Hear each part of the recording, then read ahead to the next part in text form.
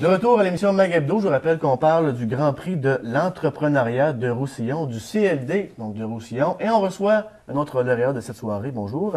Donc c'est Alain Guitard et Annabelle Boyer du Service de développement professionnel SDP Incorporé. C'est exact. C'est un nom long. Oui. Et vous faites quoi? Chez Service de développement professionnel, Oui. on fait principalement 3 choses. OK. On crée des sites Internet haut de gamme. On offre de la formation en entreprise en informatique, en bureautique et en développement organisationnel. Et on conçoit et on distribue des logiciels de gestion. Depuis 1 an, on a ajouté un volet à Service de développement professionnel qui est tout l'axe de développement organisationnel. En termes clairs, on aide des organisations à se structurer. Autant à l'interne que dans leur volonté d'expansion. Et on va coupler à cet axe-là les logiciels de gestion nécessaires pour atteindre les objectifs. Quel type de logiciel, par exemple? Logiciel comptable, gestion d'inventaire, gestion manufacturière, gestion de ressources humaines, gestion de plan de développement d'employés, gestion de signalétique intérieure, gestion Signalétique intérieure, mais qu'est-ce que c'est? Vous savez, quand vous allez dans un hôpital, il se dit les toilettes à gauche, Oui. et l'accueil à droite, et la radiologie par là. Oui. Donc, dans des organisations, il y a énormément de panneaux directionnels. Ça peut devenir laborieux, surtout quand il y a des rénovations, de dire où va tel panneau, il était où, chez quel fournisseur on l'achète, est-ce qu'on a le dessin technique, est-ce qui correspond au branding qu'on s'est donné. Donc, si la flèche ne mène pas à l'endroit qu'on veut, c'est de votre faute. Non, c'est une mauvaise utilisation du logiciel. Mais en fait, ça l'aide des organisations justement à gérer ces milliers de panneaux-là. Alors, c'est des exemples de logiciels de gestion qu'on conçoit et qu'on Et ce sont des logiciels que vous concevez chez vous. Tout à fait. Issus de... C'est pas des logiciels achetés aux Américains, en Europe. Non, innovation de chez nous qu'on exporte. Ça prend des bonnes techniques, Ça prend... des bonnes études.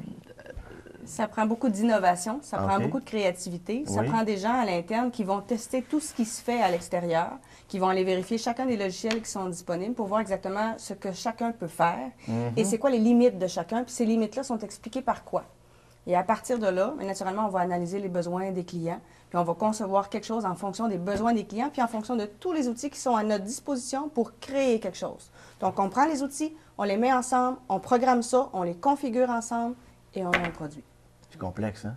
Tout à fait. Ça s'explique assez simplement, mais je suis sûr que derrière ça, c'est pas si simple que ça. C'est pas si simple que ça, mais je vous dirais que ce qui a fait qu'on a ajouté l'angle du développement organisationnel, c'est aussi le fait que quand il y a un problème, généralement à l'interne, où on nous appelle pour un logiciel, souvent le problème est aussi lié à l'humain. Soit une mauvaise utilisation, une mauvaise compréhension, une difficulté au niveau des compétences, une résistance au changement, un conflit interne qui fait que les gens ne veulent pas s'échanger les informations pertinentes. Donc, on va aller intervenir. C'est pour ça que des fois, on dit que le problème se trouve à un pied de l'écran de C'est ça. l'ordinateur. On appelle ça un 13 pouces. Un 13 pouces? Un 13 pouces, le problème est à 13 pouces de l'écran. Ah, OK, ça c'est dans le jargon informaticien. C'est pas ça au client, le problème est à 13 pouces. Moi, la première fois qu'un informaticien me l'a sorti, j'ai fait pardon. Et c'est quoi un site Internet haut de gamme? OK. Un site Internet haut de gamme, ça se veut un outil qui va être utilisé par l'organisation, pas juste pour de la communication avec l'externe, mais aussi avec l'interne. Donc, un site Internet, c'est pas simplement une carte d'affaires électronique. Dans le monde d'aujourd'hui, un site Internet, c'est un outil qui doit être utilisé presque quotidiennement. Donc, autant pour, ça peut être une espèce de bibliothèque où les employés peuvent participer et ajouter du contenu pertinent pour leur travail, de l'achat en ligne, un intranet, de la communication avec les fournisseurs, communication avec la clientèle, un outil de sondage, des outils d'analyse du trafic de façon à savoir est-ce que c'est vraiment la clientèle qu'on recherche, quelle page qui est intéressante, l'intégration des réseaux sociaux. Donc, ça se veut un outil qui va être autant utile pour l'employé, la direction, le client, le fournisseur. C'est un site Internet haut de gamme. Publicité a également un site web, j'imagine. Exactement. Inévitablement. Ça va avec, on n'a pas le choix. Pourquoi vous avez gagné le prix? En fait, on a gagné le prix d'excellence Emploi Québec pour la gestion des ressources humaines. Donc, on est allé, on a démontré, dans le fond, ce qu'on faisait à l'interne en termes de gestion des ressources humaines. Donc, tout ce qui est évaluation de rendement, que chez nous, on appelle appréciation de la contribution, le plan de développement des ressources humaines, le guide d'accueil d'un nouvel employé, comment on prend en charge un nouvel employé, le guide aussi pour quand quelqu'un prend sa retraite ou quand quelqu'un quitte, comment on fait aussi tout le transfert de connaissances. Donc, c'est tout ça qu'on est allé démontrer au jury. Puis le défi ou les défis qui vous attendent dans les prochaines années, parce qu'Internet, si on prend ce volet-là, juste celui-là, où ça va aller, on ne sait pas.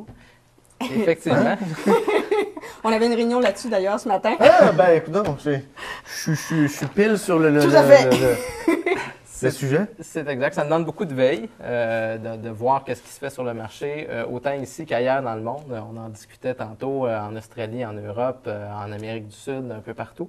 Ça demande beaucoup de vigilance au niveau des besoins de la clientèle qui changent, l'économie change, les attentes des gens changent. L'informatique, c'est une conséquence. On gère de l'information.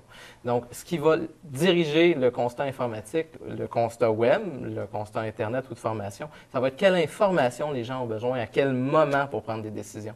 C'est ça qui est le moteur de l'informatique. Donc, nous, notre mandat, c'est être en avant de ça, voir dans 2 ans quelle information les gens vont s'attendre à avoir, dans quel délai, qu'est-ce qu'ils vont faire avec, et quel genre de problème ça va occasionner, puis pallier à ces problèmes-là avant qu'ils surviennent.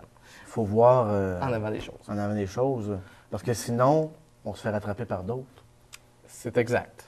Non, je pars ma compagnie. Je suis prêt. Je suis prêt. Ce matin, on est en train de regarder justement au niveau des sites Internet tout ce qui s'appelle 3D. Et en ce moment, nos programmeurs à l'interne vont encore plus vite. Fait qu'on est en attente des nouveaux développements de Google, on est en attente des nouveaux développements des autres. Et ils surveillent des travaux quotidiennement. Les sites web 3D? Oui. Tout à fait. Comment ça va fonctionner? C'est avec des lunettes? Non? Le principe de l'animation. En 3D? Tout à fait. Et c'est aussi léger actuellement ce qu'on conçoit en test. Vous allez voir, on est en train de travailler là-dessus. Ah oui? Oui. Donc, on est en train de refaire notre propre site corporatif où vous allez vous promener dans le building virtuel de SDP pour aller dans la salle de formation, la montagne de développement organisationnel, la aller dans votre bureau, aller voir si c'est en ordre ou pas. Tout à fait, exact. Vive le monde virtuel. Donc, oui, alors ça aussi, ça fait partie de la veille technologique. Et en terminant, j'aurais dû vous poser la question en premier, mais combien d'employés vous avez chez vous et ça existe depuis combien de temps? Le service de développement professionnel existe depuis mars 2000 et on est 11 employés en date d'aujourd'hui. Oui. En 2012, ça va être plus encore. On est en processus. Démarche. Qu'est-ce qu'on vous souhaite en terminant? Qu'est-ce qu'on nous souhaite en terminant? Je dirais de toujours continuer d'avoir cette passion-là d'être partenaire avec nos clients. Quand on travaille avec un client, on est là pour voir comme on le fait au niveau technologique, mais dans le temps avec lui. Alors, je pense que si on peut garder cette passion-là à l'interne, ça va être extraordinaire. Excellent, excellent. Merci bien à vous, Publicité, Catherine Eftakis, merci bien, Annabelle Boyer, Alain Guitard, merci. Merci à vous d'avoir été là. Donc, la semaine prochaine, on poursuit ce volet Monde des affaires. On reçoit des femmes entrepreneurs. Donc, à voir la semaine prochaine.